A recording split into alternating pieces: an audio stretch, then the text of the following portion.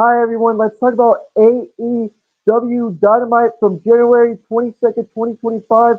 From last week, not this one that happened this week, but the week before. Let's talk about it. The show opens with commentary welcoming us to the show, and Tony Giovanni in the ring. And Tony Giovanni introduces first Will Ospreay, then Kenny Omega, and Will Ospreay thanks Kenny Omega for joining him today and says he's glad he's not dead and he can't remember the last time they were in the ring without throwing punches, but he needs him to know he has nothing to do with the Don Callis family and he's trying his damage to stop them last week.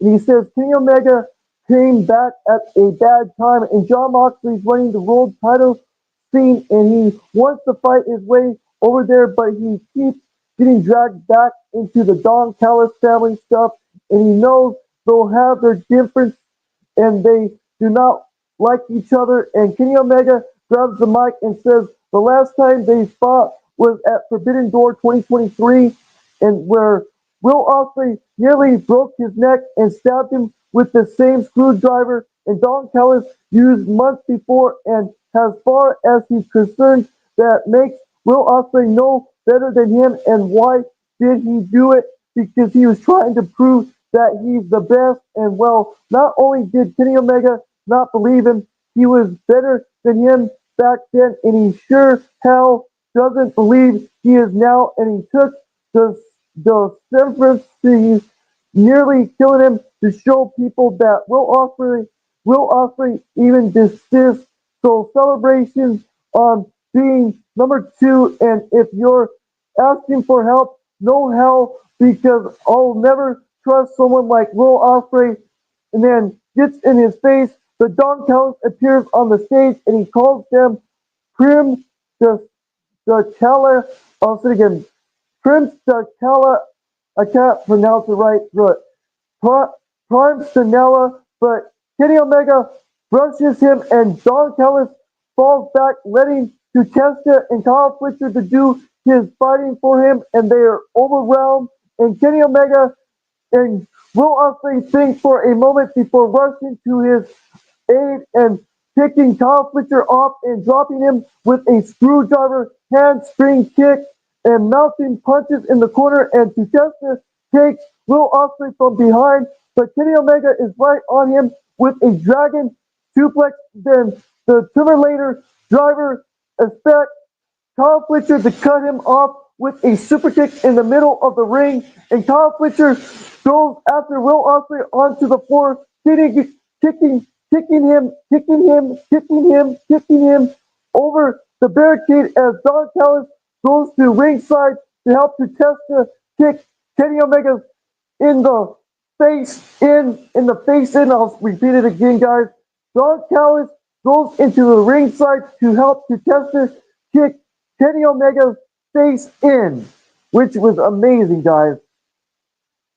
Then Kyle Fletcher fights, trains himself over the barricade to take Will Ospreay out, but Will Ospreay reverses him into an accidental barricade and hammers him with punches to Lance Archer arrives to beats the Rose assassin Will Ospreay down, and the cameras go out besides the bleacher, and we see Will Ospreay hurting on the floor as Lance Archer picks him up and throws him into a trash can, and Brian Cage has Kenny Omega, but Kenny Omega flips out and pummels him with rights, guys. Sorry, guys. And Will Ospreay ducks a table and takes it to Lance Archer with elbows, but the merchant stands and Lance Archer slides him down in a merch table and flips it over. And Will Ospreay recovers, and he and Kenny Omega work together and suplex the Mohawk monster Lance Archer through a merchant table, and Brian Cage comes back over, and he and Kyle Fletcher work on Will Ospreay, and well, Tutesta takes Kenny Omega back out through the crowd. I'll say again, takes Kenny Omega back out through the crowd and back outside into the arena. I'll say again, back outside into the arena. Kenny Omega starts taking the upper hand, but Takeshita cuts him off, but consistently fighting over it, and Brian Cage and Kyle Fletcher taking Will Ospreay through two, and referees and security finally appear to sort things out, and Will Ospreay humps up and climbs up onto a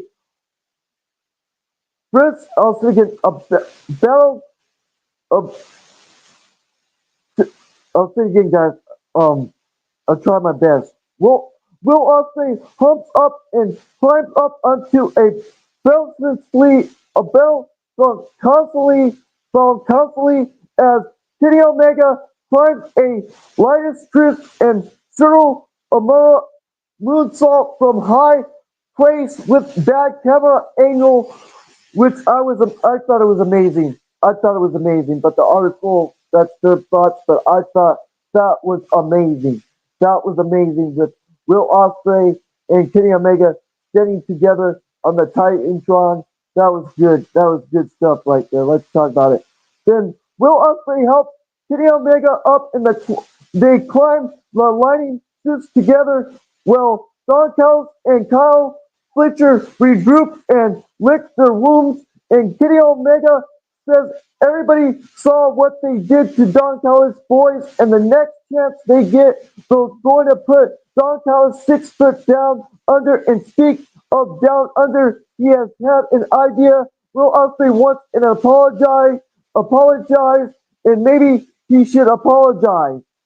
And that's what happened right there, which was good stuff, guys. And he should have trust Will Ospreay from the beginning. And at Grand Slam Australia, he wants him and Will Ospreay against Kyle Fletcher and Takeshita. It has been a while, but one more time, goodbye and good night.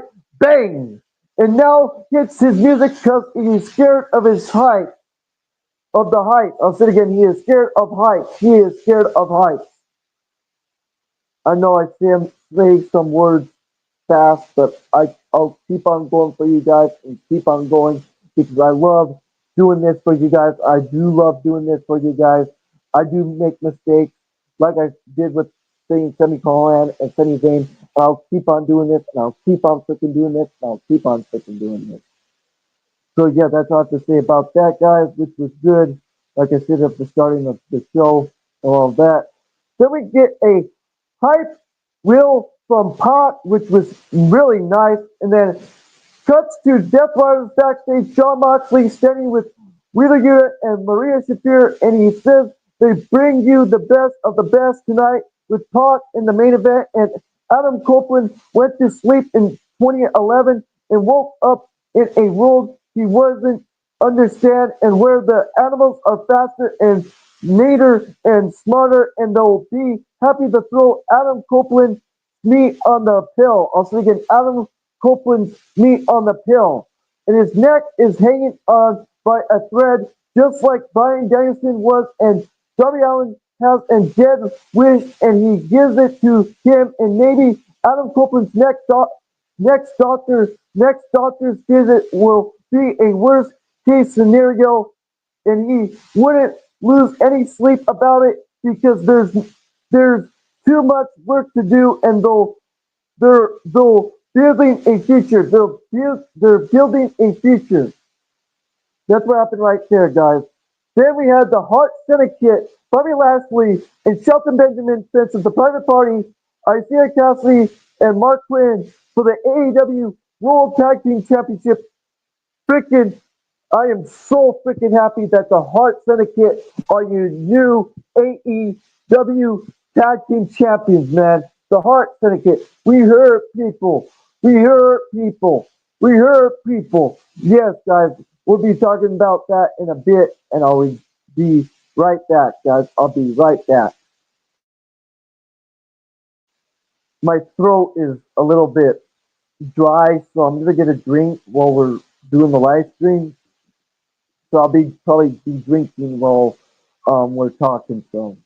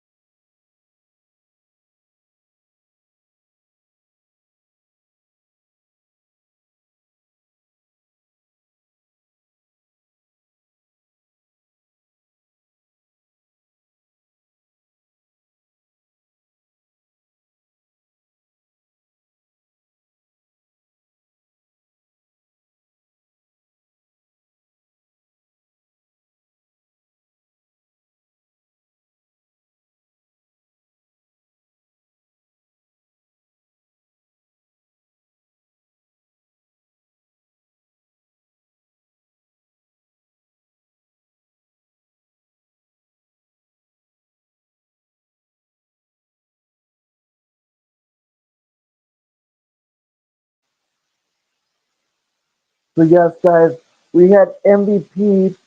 Like I said again, guys, we had MVP on commentary, and then we had Bobby Lashley and Mark Quinn to start, and Mark Quinn hits an Izanari and tags into Isaiah Cassidy.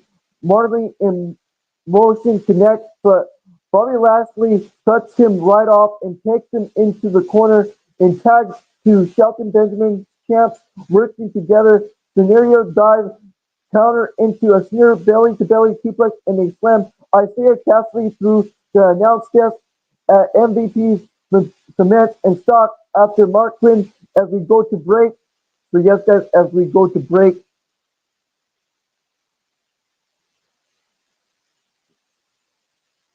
yes, as we go to break, guys. Sorry, I had to get a drink because my mouth is freaking dry. So freaking dry that it's like just I'm fighting it. So yeah. Then back from the commercial, Hart Syndicate's working Mark Quinn over well. The ringside doctors trained to Isaiah Cassidy as at strength. I was thinking as strength, and Isaiah Cassidy takes the tag back into the match. Drop kick takes Shelton Benjamin off his feet, and Shelton Benjamin throws him into the corner, but he dodges and hits a diving reverse STO, and Mark Quinn with a 450 splash, and Bobby Lashley breaks it up. I was thinking Bobby Lashley breaks it up. Then Isaiah Cassidy with a schoolboy and a handful of tight and nope. And Bobby Lashley with the spear. And Mark Quinn breaks it up. And Shelton Benjamin suplexes Mark Quinn across the ring. I was thinking Mark Quinn across the ring. Then back the other way. Bobby Lashley choke slams him and and Shelton Benjamin with a raising knee on Isaiah Cassidy and Bobby Lashley off the rope. I was thinking Bobby Lashley's off the rope, and Hart Syndicate wins by pinfall with a spear from Bobby Lashley onto Isaiah Cassidy and becoming the new AEW Tag Team Champions. And that's how the Hart Syndicate are your new AEW Tag Team Champions. And Bobby Lashley did the spear to freaking Isaiah Cassidy. And that's what happened, guys. And we hurt people. We hurt people. Man, I love the Hart Syndicate. I really do, man. Imagine if they would have had Cedric Alexander in that group, but he's in WWE and NXT doing his own thing. Love what he's doing in NXT. Really love that guy, Shelton Cedric Alexander. I mean to say Cedric Alexander. So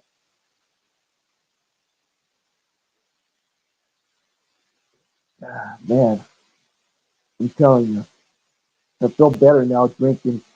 I know, guys, I don't really do that in live streams, but I'll be trying to do that more often and eating too. I mean, a lot of other YouTubers eat and drink while they're live streaming, live streaming. So then we get a Mariah May video package about her title match against the reboot Tony Storm, and Tony Storm is interviewed backstage when Harley Cameron pinballs into Cameron wanting to wrestle in Australia.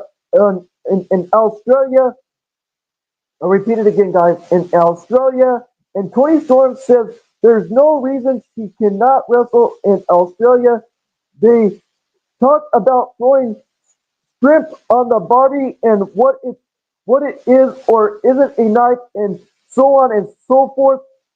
Then their conversation is very Australian and is what I am saying to you right now. And Renee Paquette is as confused as I am as we go to break, and that's what happened right there. The article, which I thought it was cool. In my opinion, it was crazy. In my opinion, it was crazy. In their opinion, it was confused. But to me, it was crazy. But I liked it. So I liked it. Then back from the commercial, Jeff Jarrett is interviewed Qatar over his shoulder. Yes, we have to listen to him. Oh my god, makes me want to just snore. Just makes me want to freaking snore, man, and just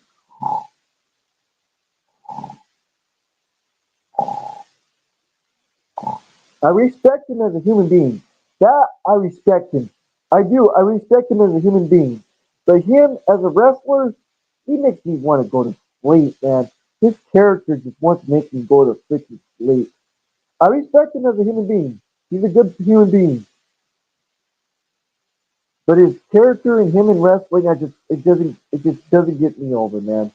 And before he says anything, his wife, Karen Jarrett, rolls up and pulls him aside and tells him to remember what they talked about. And she didn't like him getting into the mud with MJF last week, and she wouldn't want to see it again. And he says he wants, and he got it.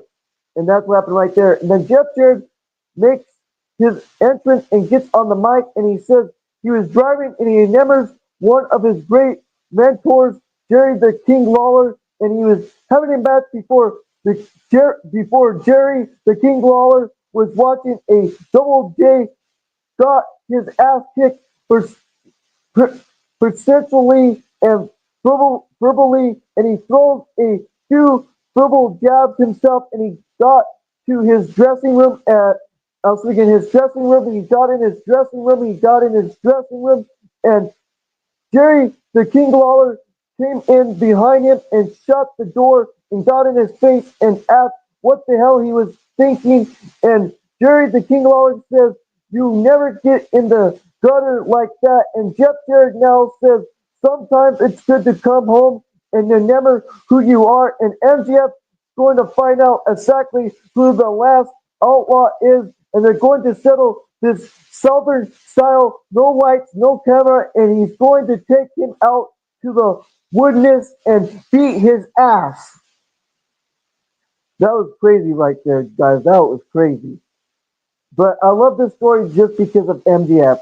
If it wasn't for Jeff Jarrett, I wouldn't, I wouldn't care. I mean, if they would put somebody else with MDF, it would be an amazing view. I'm telling you. It would because I love MJF as a heel. He is great at his job. He is really, really, really, really good at his job. At first, I was like, oh, this guy's an asshole and all that. Then later on, I was like, oh, now I love this dude. I love this dude. What made me become a fan of him was that story when, CM Punk was still in AEW. But anyways, that's a long story. Back to the show again, guys. But back to talking about it, guys. Sorry about that. Back to talking about it. But enough about MJF. He wants to thank the fans for believing that he can win the title again, and he calls John Moxley out to talk. I'll repeat it again, guys. I'll repeat it again. So, so yes, MJF is going to find out exactly who the last outlaw is, and they're going to settle this Southern style, no lights, no camera, and he's going to take him out to the woodenness and beat his ass. But enough about MDF. He wants to thank the fans for believing that he can win the title again. He calls John Moxley out to talk, and the Death Riders music hits, but Claudio Castagnoli cuts Jeff Jarrett off from behind and lays him out, and he says nobody gets into John Moxley without going through him first, and he's going to give him one piece of a five. Stay out of their business, and Claudio Castagnoli leads through the crowd, but Double J calls him out and tells him to turn his ass around, and he tells Claudio Castagnoli he will have to kill him to stop him, and John Moxley is his target. So how about this? If he beats Claudio Castagnoli next week, he gets his title shot, and Claudio Castagnoli says beating him lifeless is an interesting pro pro pro pro precision. I was thinking pro precision, and you'll see him next week as we go to break. And that's what happened there, right there, guys. That's what happened right there. And we go to break. Yes, guys, we go to break. Like I said again, guys, we go to break. And like I said again, I thought that promo was you know what I'm saying? But the only reason why I like it is because of MGF, you know what I'm saying? And and that right there, I was like, you know what I'm saying? But at the same time, I love MGF. That's the only reason why I love the story. So then we had AR Fox versus Swerve Strickland. Yes, guys, AR Fox versus Swerve Strickland, which was a decent match in my opinion. A decent match. Let's talk about it. Fighting over a suplex early on, back and forth, and AR Fox fights his beating on the apron, and Swerve Strickland drops him to the floor with a back elbow and falls with a moonsault back inside. AR Fox cuts Swerve Strickland off with a kick as we see Ricochet watching backstage, and the match continues as we go to break. And back from the break, Swerve Strickland is in control, but AR Fox cuts him off with a DDT in the ropes and kick flip moonsault to the floor, followed, and AR Fox is fired up back inside. Springboard Frankensteiner also again. Springboard Frankensteiner covered into a powerbomb, and Ricochet gets up on the apron with the scissors to run interference, but Prince Nana runs him off with a pipe, and then AR Fox with a big boot into the corner, and Roma Payne almost does it and popping right back up. And AR Fox goes for the 450 splash, and no water in the pool, and Swerve Strickland draws. I was thinking Swerve Strickland draws him up, and JML Driver refers into a victory roll so close, and Rolling Thunder reverse STO and cuts AR Fox off, and House Call follows it up and Swerve up off. I was thinking Swerve off the top, and that's what happened right there. Swerve off the top, and Swerve Strickland wins by pinfall with the Swerve Stomp, and that's how he defeated AR Fox with the Swerve Stomp, and that's what happened right there, guys. And that's how Swerve Strickland defeated AR Fox with the Swerve Stomp. Then the post-match, Ricochet gets on the Titantron and says, "You take risks when you think it's okay to bowl to." I'll say it again. I'll repeat it again, guys, from the beginning. Post-match, Ricochet gets on the Titantron and says, "You take risks when you think it's okay to bully and harass someone. Next week, everyone will be forced to hear some." I was thinking to hear. I was thinking everyone will be forced to hear everything he has to say. I was thinking so. Post-match, Ricochet gets on the Titantron and says, "You take risks when you think it's okay to bully and embarrass every embarrass somebody. And next week, everyone will be forced to hear everything he has to say, and there's a lot he has to get off his chest, and it isn't that right." Prince Nana, and he's holding scissors to Prince Nana's throat and says he could get, he could gut. I'll say it again, guys. He's holding scissors to Prince Nana's throat and says he could gut, gut, gut, gut him like a fish, but he needs him alive to tell Swerve Strickland that I was thinking to tell Swerve Strickland that this might be his house. That Swerve Strickland, might be his house. This might be Swerve Strickland's house, but there is a new landlord in town, and rent is due. That's what happened right there, which was really good stuff right there, guys. Really good stuff with Ricochet and Swerve Strickland, in my opinion. A lot of people don't like the story, but I like the story, though, with Ricochet. I really do. I think Ricochet is a really good wrestler. You know what I'm saying? But that stuff that stuff, didn't really care about it. But at the same time, Ricochet is a great wrestler, in my opinion. So if you don't like my opinion, don't watch somebody else talk and talk smack. But that's just my opinion, guys. So yes, guys, like I said again, I thought that was fun. Then we had oh my god, oh my god, oh my god. I mean, I enjoy this company, I really do, but there's some things that I criticize. And I don't criticize like everybody else, like crap and the whole story, the 9 yards and that. But let's talk about it, guys. Learning Tree has a New York minute for us and recounts the loss to the Outrunners. And Will Hobbs says it's only a learning moment if you learn from it. And he asks how Big Bill is going to show he learns from it. And Big Bill stomps forward and says Will Hobbs might have won the tag, but he couldn't beat him because he's the biggest, baddest man in the entire industry. And that's what happened right there. And I don't care about freaking Chris Jericho going like, "Hi guys, hi guys, hi guys." Like, oh my goodness, man. I love you as a wrestler. I still love you as a wrestler, what you do in the ring. But you with your freaking hi guys thing, Oh my goodness. Just like with Mercedes Monet with C-A-F, C-E-F, C-E-F. Sorry, I'm sorry, guys, but if you like it, that's your opinion. If you like the high guys and the CEO thing, that's cool. That's your thing. But to me, it's just, uh. But it's not as bad as Jeff Jarrett. Oh my goodness, the Jeff Jarrett stuff makes me just sorry, sorry, guys, sorry. But anyways, guys, then so on Saturday, he's coming to find Will Hobbs, and we'll talk about that, guys, later on with collision reviews.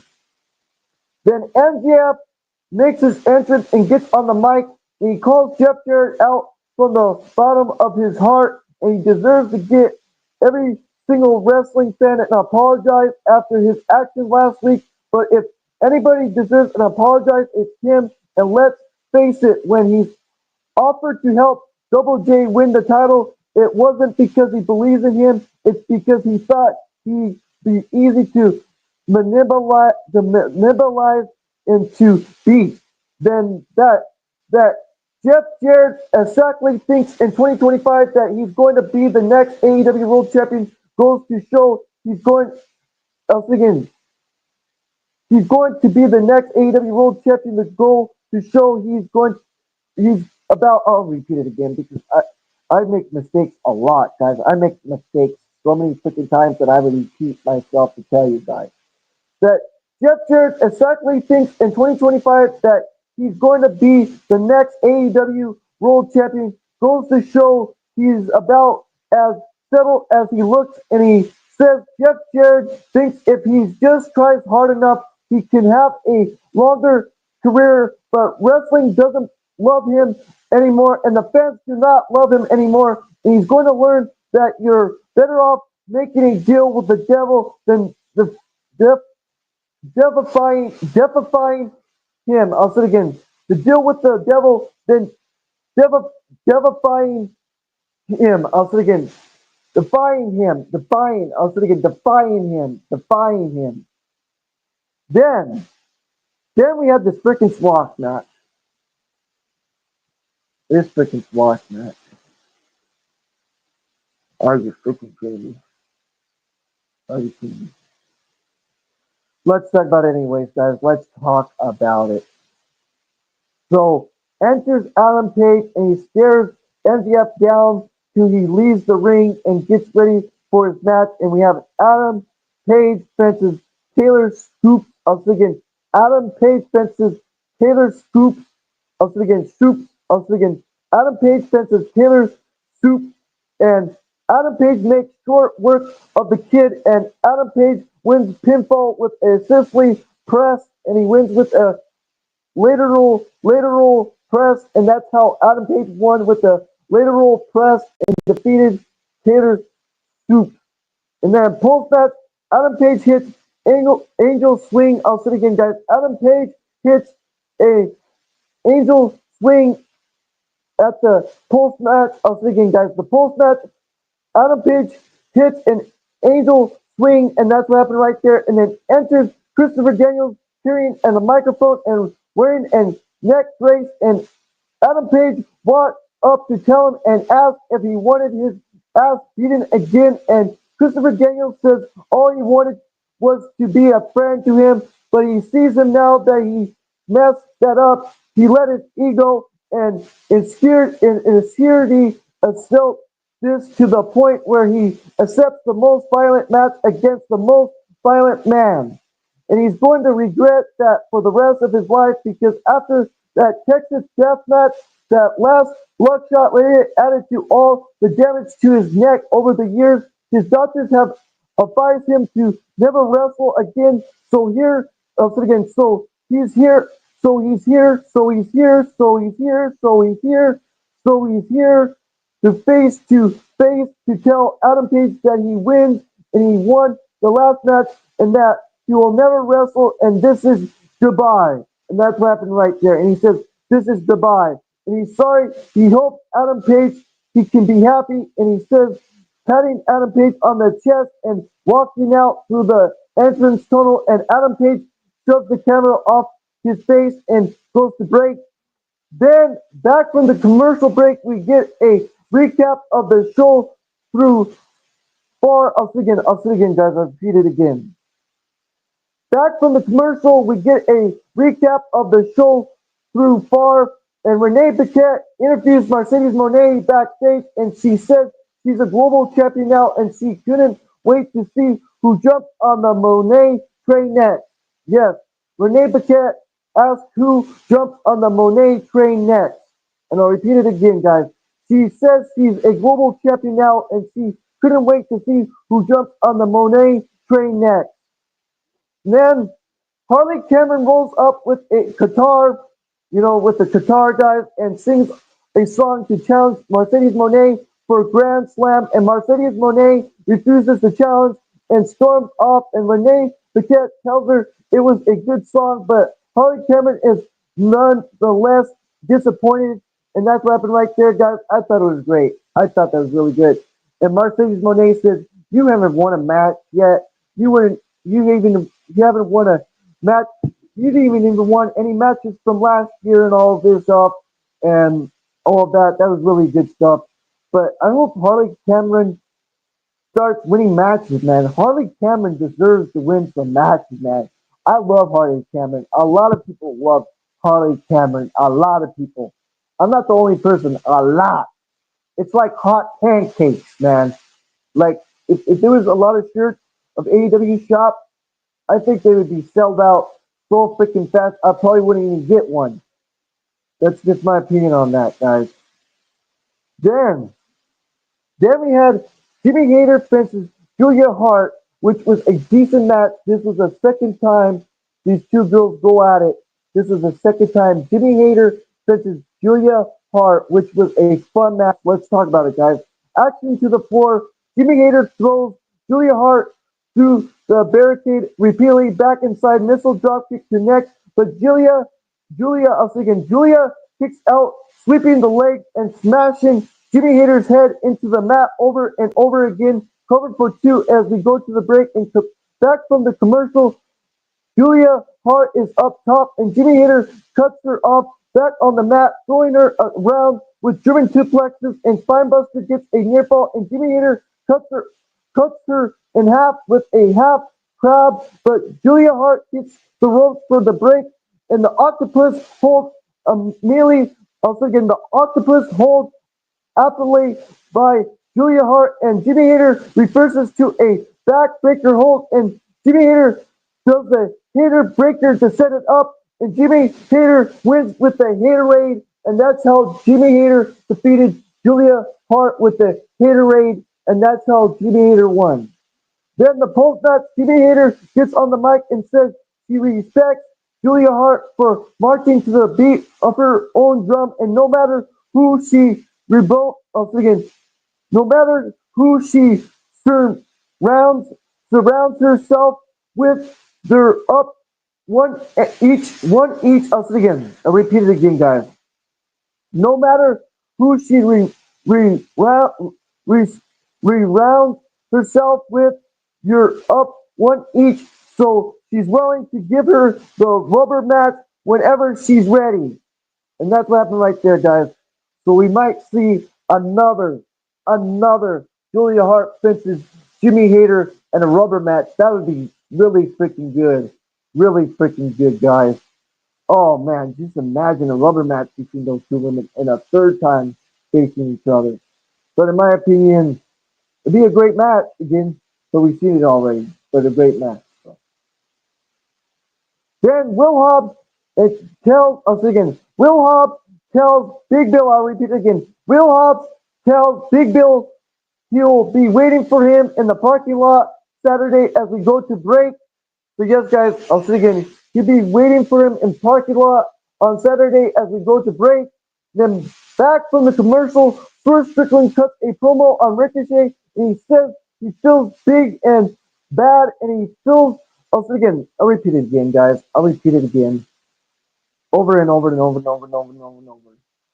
Back from the commercial, First Strickland cuts a promo on Ricochet, and he says he feels big and bad, and he's better because that's what he's going to take to beat him. And in 2 weeks, he's the lion gets hands on the rodent, but maybe, just maybe, he'll catch him in a little sooner than that. I'll repeat it again, guys. He says he feels big and bad. He's better because that's what he's going to take to beat him. In 2 weeks, the lion gets hands on the rodent, but maybe, just maybe, he'll catch him in a little sooner than that. And that's what happened right there, guys. Then we had Brody King and Buddy Matthews and Julia Hart did a video package explaining the Pulse Malachi Black situation for House of Black and promising no leader, just violence. And that's what happened right there, which was really good, guys. Really good stuff right there. Then we had the main event. Guys. Then we had the main event. Adam Copeland fences Pac, which was really good, guys. Which was a really good main event. So yeah, guys, let's talk about it. Adam Copeland fences Pac and collar and elbow. Adam Copeland backs him into the corner and breaks clean and probably also again Poberling kicks from Pac and Adam Copeland kicks the leg, but the bastard Pac gets the ropes from the break into the rope and Pac breaks dirty with a front kick and whip across link shot. Also again, Ersa sends the faster Pac to the floor and Adam Copeland off the rope and Pac slides back in off the rope himself. Back body drop to the apron and shoulder block and shot. Slingshot over Adam Copeland slides to the floor and sweeps the leg and pulls him out La Seterada face buster into the steel steps and pressing the attack, throwing Pac back inside, but he rolls back. I'll say it again, guys. Pressing the attack, throwing Pac back inside, but he rolls back. Also again, he rolls right back, he rolls right back, he rolls right back, he rolls right back, out the next side and kicks the knee and cuts Adam Copeland off, smashing his neck into the edge of the ring. Then the bastard Pac puts boot to his injury neck and diving crossbody follows it up as we go to the break. And then back from the break, Pac has a reverse chin lock into the grind him down and snap suplex follows it up and laid in wait and Adam Copeland gets a boot up on the chart and drop kicks connect and both men are down and out and getting ahead of steam together in a Pumpeler connect, but he slows to capitalize. And then Fireman Carry counters into a fireman carry counters into the brutaler on a standing Adam Copeland out of that German suplex. Adam Copeland is so stunned that the ref checks on him and recovers enough to continue and a spear connects, but he takes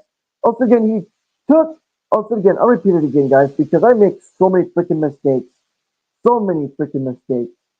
Fireman Carry counters into the brutaler on a standing Adam Copeland out of that German suplex. Adam Copeland is so stunned that the ref checks on him and recovers enough to continue and a spear connects, but he took weak to go for a cover and a fireman carry, and that's what happened right there. And Adam Copeland won by the TKO. I'll say it again. Adam Copeland won by TKO, and I'll repeat it again. Adam Copeland won by pinfall by TKO. And that's what happened right there, guys.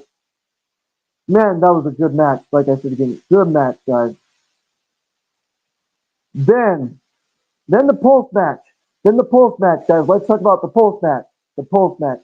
We see Death Riders backstage, and the Cash Wheeler just taped to a chair, and Dex Hardwood, and the Rock and Roll Experience, the Midnight Experience, the Rock and Roll Experience to a concerto on Rocky Morton, my God, and Death Riders make their way to the ring to surround Adam Copeland, and they put boots to him and Sling Blade White makes the save, but the damn numbers team wins out, and John Moxley chokes Adam Copeland out with the Bulldog choke as they force Jay White to watch, and they leave the baby faces laying, and that's how the show ended, guys. I'll repeat it again, and that's how the show ended, which was crazy with the rock and roll experience and stuff with the Death Riders and stuff like that, and FTR and Jay White and stuff. Really good stuff, in my opinion, guys.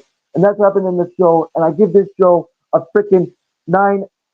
Sorry, an 8 out of 10. I give this show an 8 out of 10, guys. I was going to give it a 9, but I give this show an 8 out of 10. It was a very good show. And I don't care. And I give. This is what I have to say to the haters. I don't give a. You know what I'm saying? I don't give two. Yeah, don't you understand that? I don't give two. You know, you know, I don't get too. I really don't. I really don't. These are my opinions. If you don't like it, go watch someone that hates AEW. Go watch somebody that does. I love this company. I love this freaking company. Been around for 6 years. For 6 years, almost freaking 6 freaking years. And I always have to hear you people talking smack. Like it's so good for you to do that shit. It's not. It's not. That's just my opinion on that. But yes, guys, that's just my opinion on that. Sorry to go on my little rant on these freaking people that want this company to die, die, die, die, die. Like, oh my God, grow up. Just freaking grow up. Freaking, it's so freaking, I don't know what the hell. But anyways, if you don't like my channel, you can go watch somebody that hates AEW. You can go watch somebody talk so much smack and saying that they want this company to fail. I want this company to stay forever. I want this company to be like WWE, last for 30, 40, 50 years and more. That's just my opinion on that, guys. So yeah, I want that to happen with TNA. I want that to happen with TCW. I want that to happen to Defy Wrestling. I want that to happen with every wrestling promotion out there, even New Japan Pro Wrestling, Noah, you name it. Every freaking company out there. I want them to stay for freaking ever. So that's my opinion on that. And even WWE, I want them to keep on going. I want them to keep on going as well. So that's all I have to say, guys. Team all, team all, team all, team freaking all. Oh man, I just freaking get sick and tired of these freaking people online. But that's all I have to say, guys. Don't forget to like the video, sub to the channel, hit the notification bells. This is Christopher Jackson Denver. I'll say it again. This is Christopher Jackson Denver. And I give this Dynamite, I'll say it again. I give this Dynamite an 8 out of 10. I'll repeat it again. I give this Dynamite an 8 out of 10. An 8 out of 10, guys. And that's all I have to say. Don't forget to like the video, sub to the channel, hit those notification bells. And that's all I have to say, guys. And peace out and take it, guys. And we're out. This is Christopher Jackson Denver. And we're out. And don't forget to like the video, hit those notification bells as always, guys. Like I said again, hit those bells as always, guys. Hit those bells as always, and we're out. Peace out and take care, guys. Peace out and take care. And this is Christopher Jackson, and we're out.